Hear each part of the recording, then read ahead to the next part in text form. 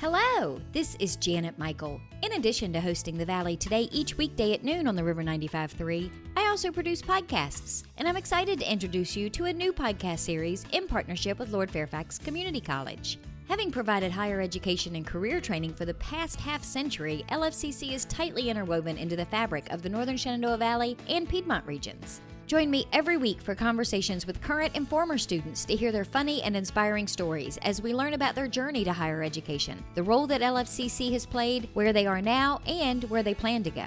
We'll also talk to current and former professors about their experiences and best memories of LFCC over the past 50 years. Get every single episode as they're released on our website at theriver953.com under the podcast tab, or you can subscribe for free in Apple Podcast, Google Podcast, on Spotify, Amazon Music, wherever you listen to podcasts. Just search for LFCC Stories.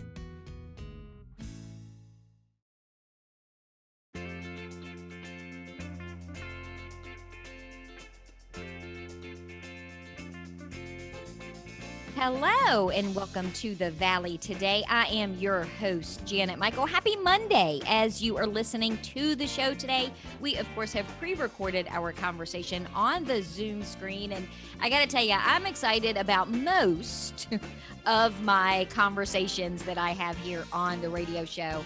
But I have especially been looking forward to this one for a couple of weeks since we got it scheduled and on the books. I have three of my favorite people on the Zoom screen. I am staring at the lovely face of Floyd. He is the Vice President of Valley Health Southern Region and President of Warren Memorial Hospital.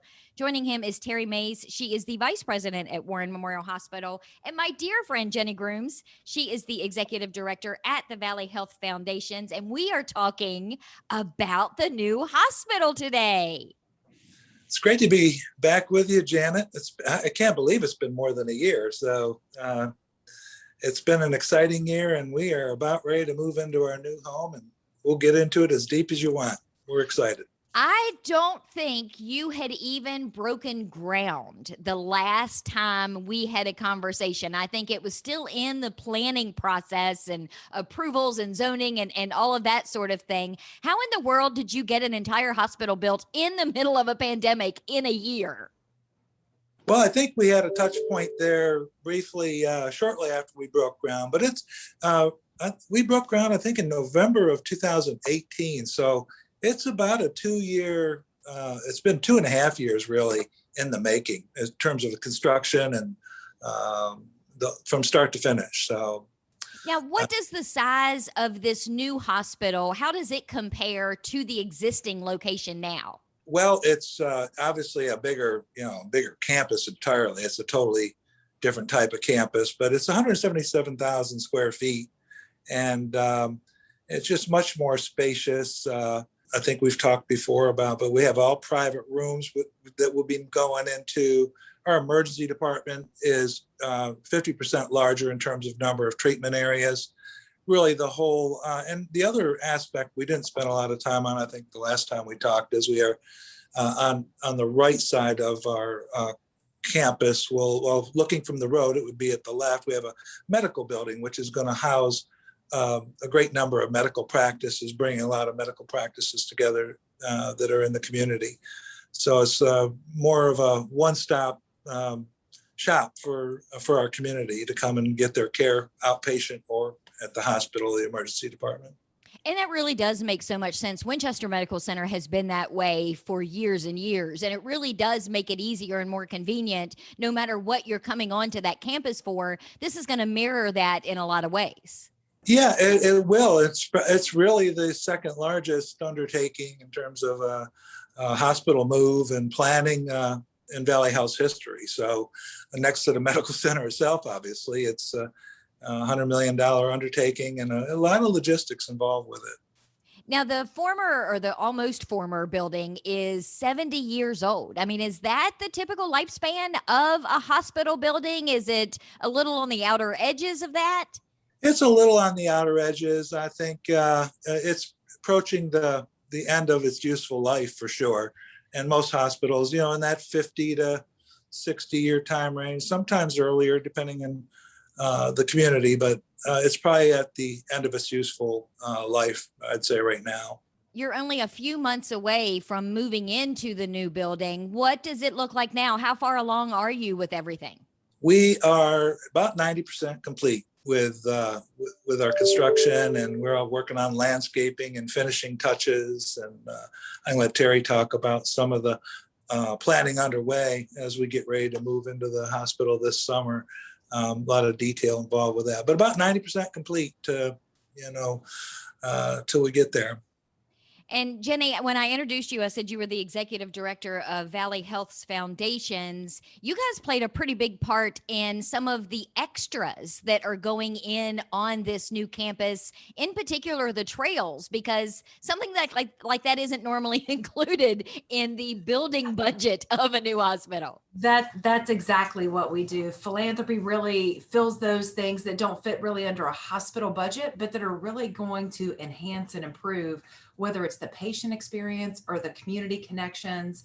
And the Andrea Family and Wellness Recreation Trails is completely funded through philanthropic support, but it's going to be such an asset both to our patients, the families that are visiting, the staff that can take a break at a rest area, and really highlight kind of that sustainability and natural landscape that this hospital really is cut into the side of that.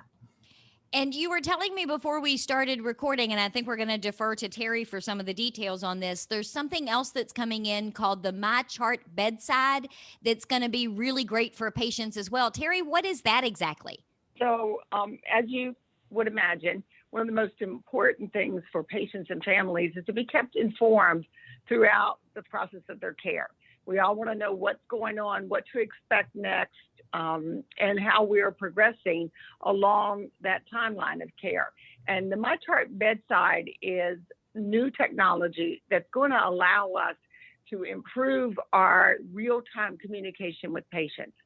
So they actually will be able to use an iPad or tune into a specific station on the television in their room, and they will be able to see a picture of the members of their care team so that they know who their physician is that day, who their nurse is, their nursing assistant. They'll know what tests are scheduled for the day and an approximate time that they'll be going for those tests. So they'll know what their diet order is. There's just a lot of real-time information that keeps the patient and the family informed.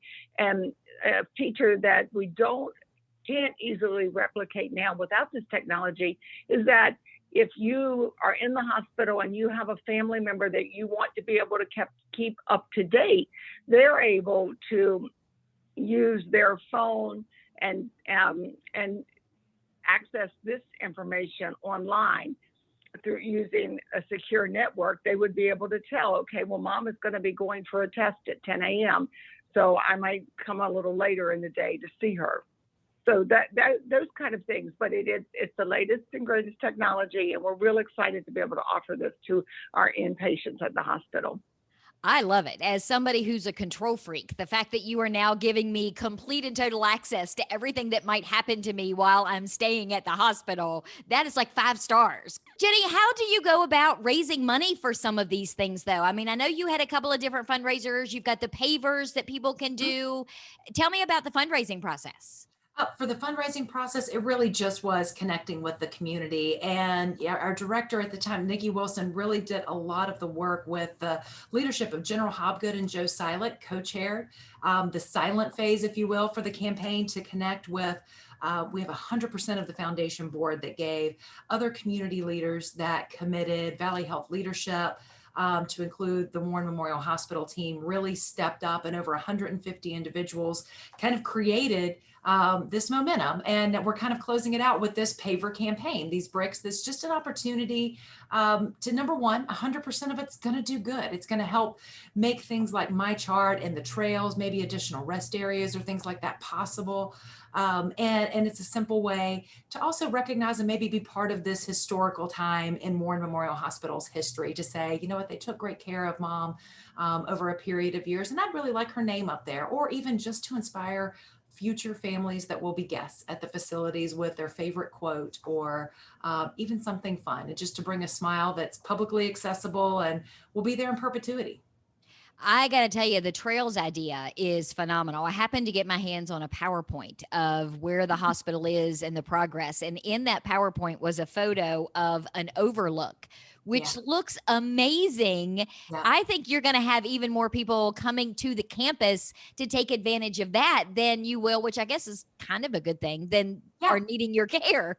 We do. And really, it was truly in partnership with Fred and Christine Andrea that made it possible. There's actually a video preview on our website. You can actually essentially walk the whole trails. It's going to be 2.5 miles long and really 7 to 8% slope where it's accessible to people of all abilities that could be used, whether it's in their physical therapy routines, whether it's I'm waiting on someone that's having an outpatient procedure and I've got something to go do, bring your boots. It's beside the middle school, hopefully just inviting the community to participate in their wellness, that we're not just sick care, that it really is an engaged wellness campus destination. Well, let's take a quick break. When we come back, Terri, I understand you are heading up the MOVE committee, and never has there been such an underrated title for a committee ever. Can we talk a little bit about the logistics and how it's going to work moving these patients from one building to the next in the next segment? Absolutely. Okay, we're going to take a quick break. When we come back, we're going to continue our conversation. We are pre-recording today with Floyd Heater. He is the Vice President of Valley Health Southern Region and President at Warren Memorial Hospital. Joining us on the Zoom screen is Terri Mays. She is Vice President at Warren Memorial, and Jenny Grooms is the Executive Director of the Valley Health Foundations. We're going to talk more with all three of them about the new hospital, its opening, and the move in just a couple of minutes. Got a financial decision to make or a goal to reach, but you don't know where to start? You've come to the right place. Introducing Quick Money Chats with the Northern Shenandoah Valley Financial Education Program. Visit tinyurl.com/Quick Money Chat to schedule a virtual chat with a staff member or trained volunteer. We won't tell you what to do, but we will give you the tools you need to choose wisely. And because Virginia Cooperative Extension is part of Virginia Tech and Virginia State, your land-grant universities, you can be sure that our information is credible and trustworthy. And you'll know that we aren't trying to sell you something. Maybe you want to improve your credit score, or reduce your banking overdraft fees, or even figure out if you can afford to buy that car. Sorting through tons of information on the internet can be overwhelming, and sometimes it can be hard to know who to trust. Schedule a Quick Money Chat and get the information you need to take action. Go to tinyurl.com/Quick Money Chat and get financial education personalized for you.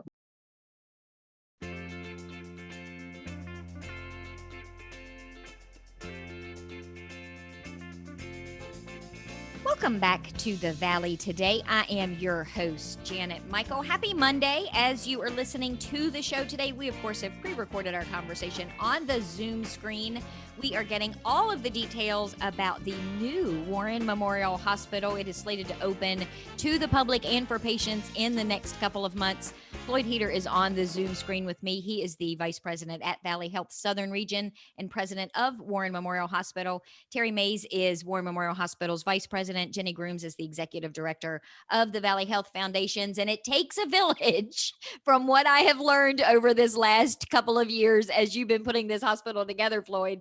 Terri, is it going to take a village to move these patients? I mean, how does that work exactly? It absolutely takes a village, no doubt about it. It is an effort from using the resources from within our own facility, combining resources from Valley Health, across Valley Health System, with those of our local community. So obviously our local law enforcement, fire rescue, all of those will be involved with this move as well. So it's a pretty big deal. Now, I'm one of those people when we're moving, and thankfully we haven't moved from home to home in the last 15 years, but I want everything to be on one truck and I want it to all go in one day. I'm pretty sure that you're not going to have that luxury, are you? There isn't a truck that big. So, no, we don't have that luxury. But it will be a very coordinated event. We actually have been working for over 12 months now on the details of a move plan and anticipating everything that we might encounter. And part of that includes getting our staff out there starting next month in April, and they're going to be, have time to become familiar with their department, with their workflow, that will be drilling and testing. And this too will also be in conjunction with our local fire and rescue and law enforcement, where we'll be testing things, like what happens if we have a safety event, like an active shooter, or if we have a code, where's all of our equipment. Being in a new setting disrupts a lot of your normal workflow. And I don't think that we have a real sense of appreciation for that until something happens. So we're going to do everything we can to be fully prepared and have our teams familiar with the new building, the new equipment, and everything that goes with this brand new shiny hospital. And I think that's one of the things too, that, while you always have a target date of when you'd like to move in, the cool part about this is that you do have some wiggle room. So you can take a couple of days or a week or more to do some run throughs and, okay, let's run through an operating procedure. Let's run through a code blue procedure. More patients are there, and it's critical if there's a mistake. Yeah. So we will be doing that during the months of April and May. And of course, with our brand new hospital, we're getting some brand new equipment. So we want staff to be familiar with it long before they ever have to use it for the first time. So we've got education, training, and drills going on during the months of April and May. We actually have a date of June 26th or June 16th to June 23rd. We're planning on moving during the course of that week. The hospital itself, the date varies a little bit for Front Row Family Practice. They'll be moving on June the 25th. In our multi-specialty clinic with our medical practices, will be moving on July 16th. So, but from the 16th to the 23rd will be the hospital move, with the opening of the new emergency department at the brand new hospital on June the 23rd. So we're going to push that whole week so that people know in an emergency where to come, so they know to come to the emergency department. Yeah, absolutely. And so we will have both emergency rooms open on June the 23rd, just as most of our departments will be staffed at both facilities for that day. That way we are able to care for patients at both sites, but we really want those patients to be headed towards the new hospital on the 23rd. But we do have a day's grace period, so that if somebody shows up, we can treat them. But at the end of the day, if they are still in need of care, we'll be transferring them over to the new building. So, Floyd, I know that the new building is going to expand some of the services that the hospital is going to be able to offer: orthopedics, physical therapy, cardiology. Tell me about what some of the new things are, or the expanded things are, that are going to be in the new building. Well, one of the things that we've worked hard on the last 3 or 4 years, really more than that, as we've been planning and constructing the new hospital, is really adding some expertise and additions to our medical staff over that time. So if you take orthopedics, for instance, we'll really be, and we've already over the past year, even with COVID, begun to do more total joint replacement. On the orthopedic side, we'll be focusing on total joint replacement, sports performance enhancement. We have Dr. Eric Mitchell joined us about 3 years ago. He's a sports medicine specialist out of the University of Massachusetts. Our heart and vascular team from Winchester Medical Center helped us open up a cath lab back in 2018. That'll be moving over to the new hospital. And what we've been planning for there is more coverage, more cardiac coverage throughout the week. Ultimately, expanding our service and accessibility and vascular surgery to the community. So really, all this has been going on almost simultaneously with the planning and development and construction of the new hospital. Of course, we'll continue to do all our other services: ear, nose, and throat, general surgery. As Terri mentioned, in the new medical office building, we're really proud to have Front Royal Family Practice essentially occupying the whole 3rd floor. They serve as the largest primary care provider in our community, and they also serve as the faculty for our residency program. So we'll continue to be teaching residents at the new hospital. I could go on, but those will be the highlights. And as Jenny mentioned, we really want this, and I think people will come to utilize it as much, not only for their acute healthcare needs, but as a place to recreate and for wellness going forward. I've interviewed Dr. Mitchell and I love him. He is amazing. And I understand, I think I've already got Mary Presley on the schedule for the end of April. She's going to come talk about all of the new physical therapy things and some really cool stuff that I think she's going to be bringing into the new building as well. Absolutely. She's passionate about what she does and a great member of our team. She's really a lot of fun to work with. So how cool has it been for you to walk through the new building and know that you played a role in making it happen? I mean, I know that you have announced your retirement. I'm crying inside. I can't believe you're leaving us. But how cool is it for you to be able to walk through that building and see what kind of an accomplishment you have played a role in? Well, it's a bit of an emotional experience, really, because it's kind of like, you see it to completion and to fruition. And so it's very gratifying, and there is a sense of pride that goes with it. I'll be the first to admit that, but I'm really proud that the community has just such an amazing campus and facility. So on a personal level, it's wonderful, and it's a great way to end a career. But looking forward in the next decades to come, I'm even feeling better that the community is going to have such a wonderful health campus and ability to expand over time. And what it can become is my successor's job to take it from there.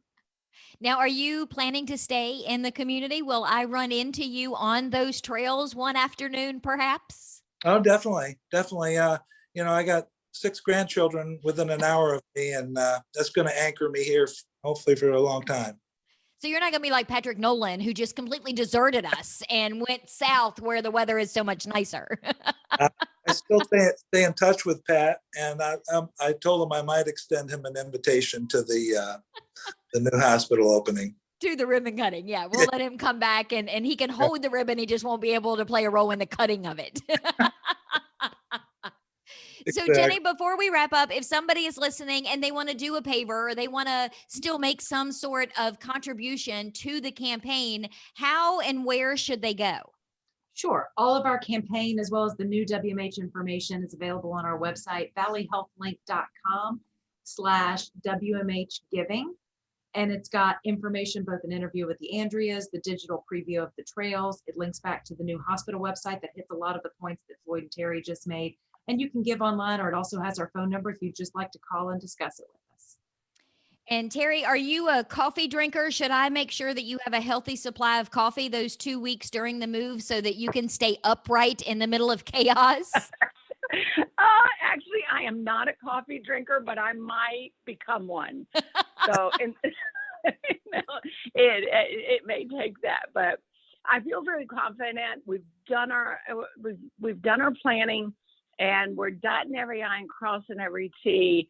I have 100% confidence that this is going to be a very successful move. And I can't wait until we're able to invite the community to come take a look at our new facility. They're going to be amazed. My first time on site, it's even hard to describe because having seen pictures of it, the pictures didn't do it justice. It is absolutely a beautiful hospital and a beautiful campus, and I'm looking forward to that community open house. I believe I have on the schedule late in May. I am coming out, and Floyd, I believe you are going to give me an actual tour. We're going to videotape the tour, and we're going to do a little interview, and I am so excited to be able to walk through and see how cool it looks and how awesome it is. I can't wait for you to see it, and I really look forward to that day. You'll be amazed. I was a little disappointed, though. I told Ellen that I had an orange hard hat. I was prepped, I was ready, and she told me I wasn't going to need the hard hat by the time we did the tour. Yeah, that's right. Well, thank you all for taking some time to give me the scoop on what's going on in the new building and when we can expect to be able to be in on a regular basis. I appreciate all of you taking some time today to have that conversation. Great to be with you, Janet. Thank you. Yes. We are going to wrap up today. Of course, tomorrow is Tuesday. It is Tourism Tuesday. I would tell you who's going to be my guest, but as I sit here pre-recording this, I don't have a guest yet. I haven't recorded them. I don't know. Meet me back here a few minutes after noon and we'll figure it out together.